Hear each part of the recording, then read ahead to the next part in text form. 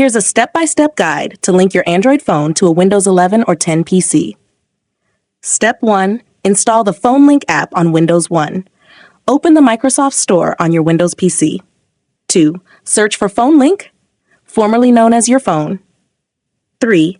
Install the PhoneLink app. Step 2. Prepare your Android phone. 1. Open Google Play Store on your Android phone. 2. Search for Link to Windows or your phone companion app. 3. Install the app if not already installed. 4. Sign in using the same Microsoft account that you use on your PC. Step 3. Connect your devices. 1.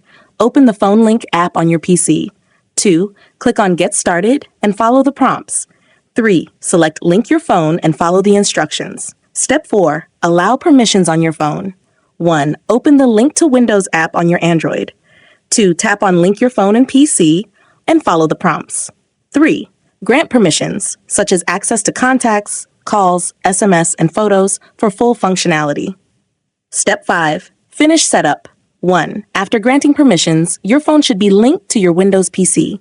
2. On your PC, you'll be able to see your messages, notifications, and access apps from your phone.